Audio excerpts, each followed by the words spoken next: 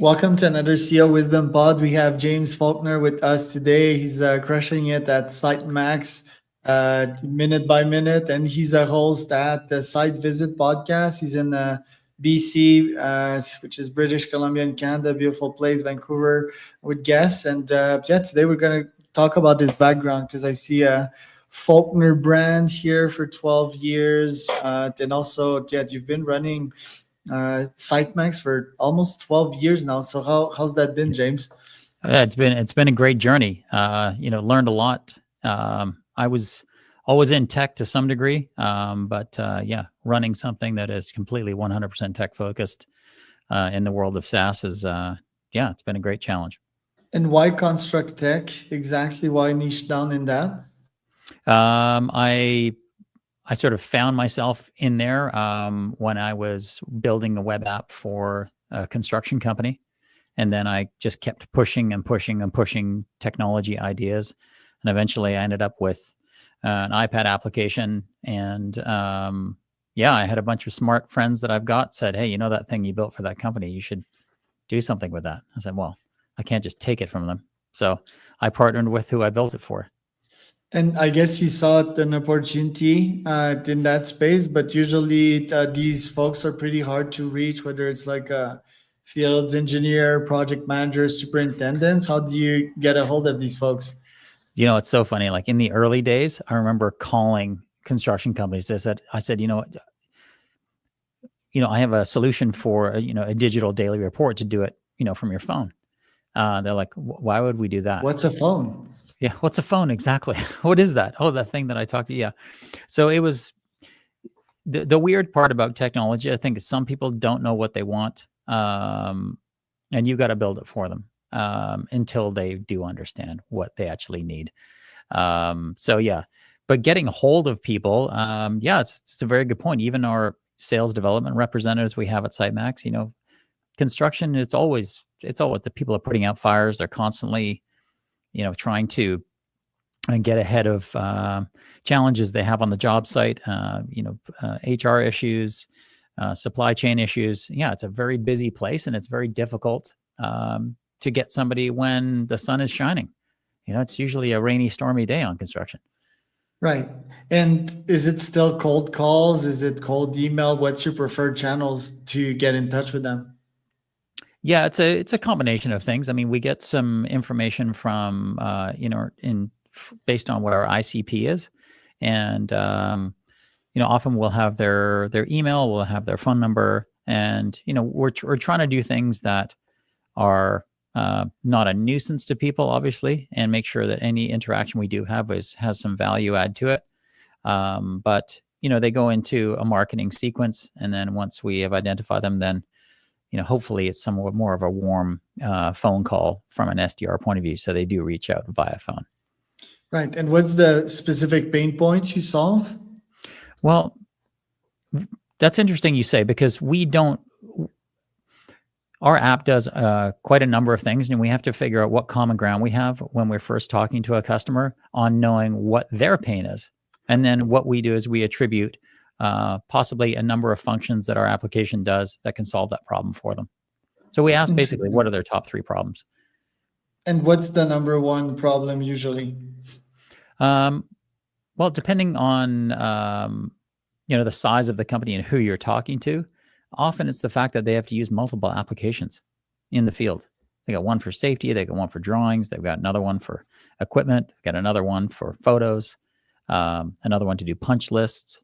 I mean, there's having one application that's not super expensive. We don't necessarily lead on price, but when you consolidate your application stack into one rather than having 3 vendors, there's obviously cost savings there and more efficiencies. You don't have to do things in multiple places.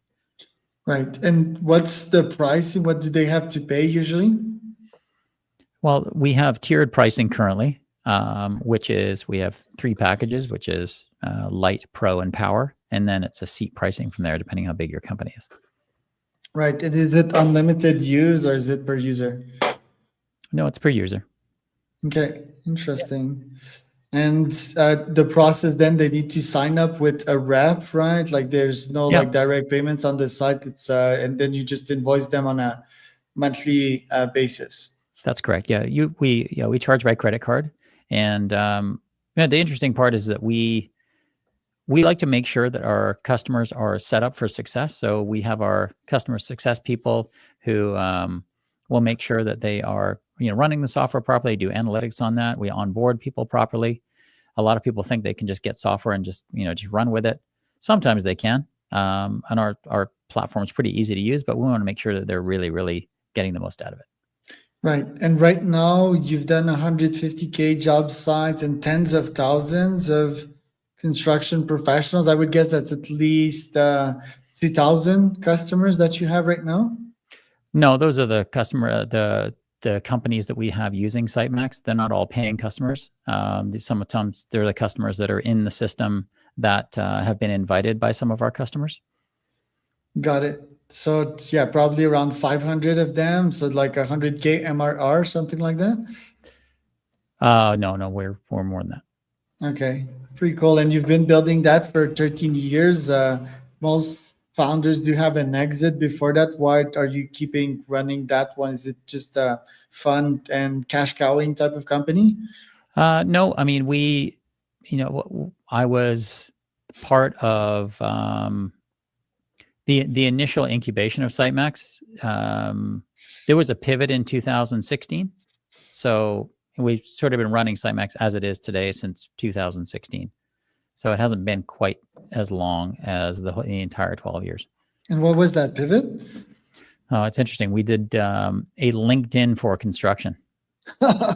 Whoa. Okay. It was cool, actually. I had lots of stuff going on with that. We were getting signups daily. It was awesome.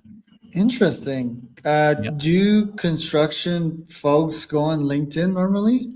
No, that's why I built one. That wasn't. Then what was your secret to get them on? Well, essentially what it was, I mean, LinkedIn is more of a, today it's somewhat of an online resume. But this was more of you connect the places that you've worked, like what job locations you've worked. We often find that many people in the field, when they go to an interview at a new company, they say, what projects have you done? And they say, well, I think we worked over and they'll give an address, or they'll say, oh yeah, over in, some location, that building. And this is an actual breadcrumbs of the things that they've done so that they can point at it and then make comments on the things that they've done. And display the things that they're proud of. And did it reach product market fit? No. And the reason we pivoted back to SiteMax was because my investor group was like, I don't want to do this. Interesting. So that was that. Would they pay? Would they pay for the LinkedIn, or would it be free? No. So we were getting, we had interest from banks and leasing companies, car companies who are interested in talking to that audience. And lunch boxes and coffee makers as sponsors. Yeah, and tooling and all of that. Security companies as well. I guess it's pretty big in construction, right? Yeah, I mean, we didn't get that deep into it. I had initial conversations with a couple of car companies and banks who were very interested. Right. And what other challenges have you faced since then with SiteMax? I think being in Canada, I think is a challenge to begin with. It's it's very expensive here to live. Really? Oh yeah, very, very expensive to live here. And in Vancouver or full Canada, you're saying? No, in Vancouver specifically. Having teams here, the cost of living is so high. Yes. And typically salaries here are a little bit less than they are in the States. And you're competing with United States companies who are paying US dollars here. So that's that was always a challenge when in the frothy.com times. It's a little bit different now. Mm-hmm. But also, I think in general, Americans are, I would say, very competitive, to say the least. Different kind of grit. So now we've got team members that are dispersed in North America and in Canada. So we see full ends of the spectrum. And Canadians are less competitive, not in hockey. Yeah, in hockey, it's like we will whip their ass, but No, no, no, I depends don't. where. Like in Montreal, not really competitive. Toronto, like that's probably my favorite type. It's like very business savvy, very go getter. And in the US, again, I guess it depends by geography. Like SF and New York is extremely competitive, very high quality of entrepreneur there. Yeah. Well, I mean, everything's a generalization. Obviously, you're going to see things in the edge cases, but I just think that in a place where it's very expensive to live, there's can be a bit of an apathy. If you really, really work hard to some degree, will it change anything? And it seems like um, the goalposts keep getting moved for people. So there's a general sense of lifestyle here because it's hard to really make a lot of money here. So yeah, that's one of the challenges. I think if we had started SiteMax in Texas or something like that, it would be a different scenario. Right. Yeah, I believe in the industry you're in, and you probably know that from your company. It's pretty profitable, but yeah, it's very competitive. Like, Yeah. what AI features have you deployed as of late? Have you seen other competitors be faster on that level? I think a lot of companies are there's quite a few startups that are trying to do AI for construction, which is an interesting thing. But I think that getting the customers is the hard part. You can have the technology, but depending on how many months payback it takes for you to go and get a customer, then you're going to definitely need that. So, I mean, we're deploying AI technology into SiteMax, and when we release that, I'll let you know because it's pretty exciting what we can do. Yeah, I have a client that does that. They're called Fresco AI. They're a YC company. They're pretty cool. Maybe I could connect you with them, share tips. But is churn sort of low in that industry? Once you get the client, they just stay in for a long time. There's a number of churn. There's different elements to what can Have them constitute. churn. Yeah, I mean, if a company goes out of business, there's nothing I can do about that. And But you sometimes target larger businesses, so I guess that's pretty rare, right? Like no, larger construction companies. no, we serve the commercial contractor. Okay. So, and on the subtrade side, that can be a company that's doing, $2-3 million. So, it could be a landscaping company, for instance. They've got a crew of 15 people. Still they pay for SiteMax. It's very useful, but it's a seasonal business. Sometimes they turn around, the business is not there. Have you seen a bunch of them go out of business since COVID? Like, what effect did the recent market movements had on your clients? What we're seeing locally here in Vancouver, we have and in Western Canada, we see a lot of customers here. The slowdown has been in the condo market because less builds are happening now. Everything's upside down. And why is that? Like, I believe Vancouver, there's a lot of Asian investors as well, like historically that have invested in real estate, right? Like, is that going down for some reason? Yeah, because they won't let it in anymore. Interesting. Why is that? I think the thinking there from BC and the Canadian government is that it's pricing Canadians out of their homes. So, empty houses and empty condos, $1 million, $2-3 million condos that no one's in them. So there's empty homes taxes, et cetera. So, what we're seeing now is condominiums that are, let's say that they were sold at $1,500 a square foot 4 or 5 years ago when the pre-build was done. People put their deposits down now, and now because so many can't get financing because the interest rate has changed, that now they're trying to unload their properties in. I think there's a certain window of when they can get financing with the developer, but they're underwater. So they've got a commitment for X amount of square foot, and it's only worth 70% of that. And then that's all they can mortgage. So they got to come up with the delta. So what ends up happening is a lot of developers sitting on the sidelines waiting for things to happen and they're not going to start projects. And you've seen that slow down your own company, I would guess? Yeah, it slows down everything. What is the solution for that? Well, these are market conditions. I think the solution is going to have to be that we understand how much, building is important, and we need to. In Western Canada, they call it a housing crisis, as in not enough people have homes, and not enough people can afford to buy a home. And we're trying to bring the price per square foot down, but I don't have the answer to how to do that. I mean, it's materials are going to cost X amount of dollars. We're not bringing the minimum wage down anytime soon, so buildings still going to cost the same per square foot to build, if not Do you more. feel the U.S. tariffs are affecting that as well, or? Yep. Yeah. I definitely think there's some uncertainty there in terms of what people want to do and how they want to move forward on projects. There's a lot of uncertainty right now. Do you think the current Canadian administration, the government, do you think they can make that move have that move that faster than Trudeau did? Oof, that's a good question. I don't know. I mean, we don't have a lot of proof now on what Carney can do. He's only been in there a couple of weeks. Right. So what's next for you? What's your focus this year as a CEO? My focus is our mobile application and increasing its likability, usability, integrating AI into it, which we've started doing now, for people in the field to enjoy using our mobile. And what would the AI look like? Would it just be a chat GPT but prompted for construction and the problems I'd have on the field? Similar to that, yeah. But using our own internal logic. Would it be voice? That would be pretty nice to have it in an AirPods.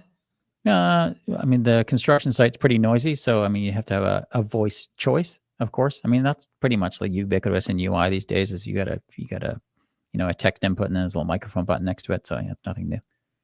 And the app, are you using vibe coding tools to get it to life nowadays? Have you gotten to that trend?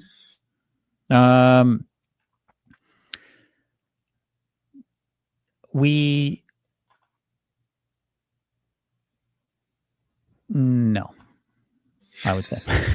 Why not? Vibe coding is incredibly efficient. I mean, you can code prototypes 70% working, then test them like almost immediately. So yeah, it's I mean, pretty. the thing is that we have to integrate everything into our current application. So, I totally agree with you. We're going to start something new, absolutely. But I mean, having that worked, we'd have to work our existing code base into that in order to get that started to be able to do that. So, yeah, I mean, unless we were going to do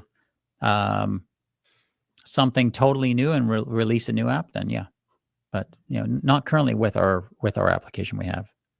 Do you see AI agents replacing some of your employees eventually? Our employees. It's very interesting you say that.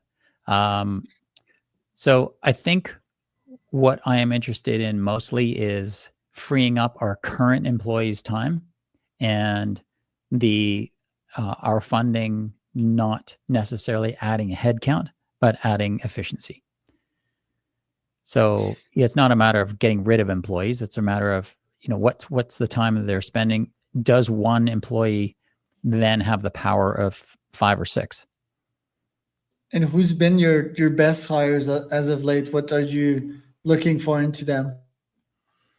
Well, we haven't hired a lot of people in the this year. We've hired one person, head of sales in Utah. He's been fantastic. It's interesting having an American at SiteMax. Well, we have 2, but he's been fantastic in terms of sales processes, sales methodologies, and helping mentor our current sales team into more effective phone calls, better problem solving, and finding out the discovery of knowing exactly what our potential customers need. Why do you say it's interesting? I think Americans are like almost exactly the same as Canadian. It's from a guy that deals with both sides pretty much every day as clients. Yeah, maybe. That's not the comments I get. How about that? Does he sell to Canadians or to Americans or Uh, both? Both. Yeah. Okay. Huh. Hmm. Yeah. Interesting. It's not a negative thing. I mean, hey, they're different countries. I mean, there's different things going on. Yeah, different places, different phases. It's not an Yeah. insult. Just different. No, no, it's not. Yeah, statistically speaking, maybe at the end, like I deal with about probably 30 Americans every day, and Yeah. they're exactly the same, which I think why the idea of merging both US and Canada wouldn't be a bad idea. I wouldn't do it on Trump's term for sure, because that guy is the closest thing to a clown that you can get. But yeah, like I think it'd be a good idea. Actually, it would be a good step to a unified world. Well, we'll see. We'll see how it all goes. I mean, there is one statistic that I used to cite a couple of year or a couple of years ago. That was like that the average Canadian worker is 60% as efficient as an American. So that Huh. was something that was out there a while ago. So I don't believe that and either, it's the productivity. It's a Canadian's productivity is 60% of the U.S. apparently. Hmm. So I don't know. That doesn't mean it's some statistic that's I maybe think it's off. I skewed. think it's definitely off. If it would be something, it's maybe like 5% or something like that. For example, I'm in Mexico here, right? And entrepreneurs here in Mexico, it could be a guy selling corn on cob on the street, right? Yeah, for sure. And they do work 80 hours a week, most of them. But are they more productive? No, they're not. They just work harder, right? So I think Canadians, what one thing that they have that's definitely higher than most Americans is EQ, right? They're very strong on the EQ side of things, and EQ ultimately is intelligence and is money and is productivity in this world. Because if you're not conscious of your own emotions and of the other human, and if you don't treat them well, they won't give you money, right? So that's definitely something that I see. But no, I don't even view them as more competitive. But yeah, if you compare with Quebec, I will give you that. Like Quebec is, I'm not super proud sometimes of my native Quebec, right? But Quebec does have a bunch of nice things as well, like arts and humor and culture and food, right? So Yeah. yeah, it's interesting to compare both, right? But I think ultimately it's an online world, and everyone is like sort of playing in this internet world, so it sort of levels up the playing field. And I certainly think that AI, for example, ChatGPT and the deep research tools they give, they level up the playing field, right? Because there's a free version of it, and you can get schooled very fast. Yeah, mostly concerned with like new generations entering this market, right? So if they Hmm. can get hooked to ChatGPT, do deep researches, and learn faster. A bunch of new gens they use it as an OS, right, as a Google Chrome sort of. Yep. I think they do have a chance to enter that market. Yeah. Did you see the new Gen 3 Optimus Tesla robot? No, when was You that got, deployed? oh, I think it's just this week. I saw the new videos. Optimus tree robot. That looks pretty crazy. Okay, when you see it walk and slow down, it will freak you out. They have nailed the nuance of muscle speed. Oh man, that's insane. Like Yeah, it's I'm not. looking at it now. When do you think that will actually kick in? When do you think we'll have like construction workers that will build houses from scratch instead of humans? Like 10, 20 years? I think it's going to come before that. That'd be insane. But that would also displace a bunch of jobs. Yes, new jobs would be created, but what, like what that a robot or an AI couldn't do? That's the real question. Yeah, I mean the hard part about the built environment is that it is changing, and so having to come back to something 5 minutes later and something's there now when it wasn't before is difficult. I think robotics on something like a manufacturing floor, obviously it's a static environment that you keep doing rinse and repeat, but we'll see. But I think there's a lot of things in construction that are built around the human form factor. So an excavator, for instance, has a seat. It's got Yep. joysticks, etc. That robot that can sit in there, that can do that whole thing, right? It's just it The construction site it's not going to be no event, like it's not going to go from like tomorrow there's no person on a job site. There'll be a slow change, right? And let's say that's a 10-year when there's nobody on site anymore. Okay. But let's just say that's that, and it could be a number of things. It could be the Tesla robots. It could be operate by wire, by command center, right? Everything's, you don't need a human sitting in this thing to do these things. You have, other kinds of robots too, like there's a super droids. There's people we've had on our podcast a number of times, and, they're making, small, like track powered, track enabled crawlers and stuff like that for construction. So, in that time, the problem is that it is such a dangerous place that when you have one human there, the chance of that person being killed because of something or injured is very high.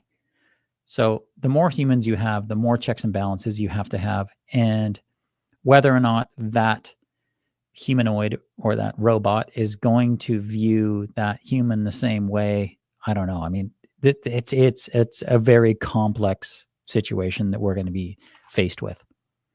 I think, yeah, human lives are going to be valued way more than robotic lives for sure in the short term, because the checks and balances are going to be there. But it's very complex, like you said, infinitely complex, actually. But you'll agree with me that there's a lot of accidents on the construction site as well because of inattention, sleepy humans. Yep. Some of them even, like come up like drunk, Well, it could even be just on a painkiller.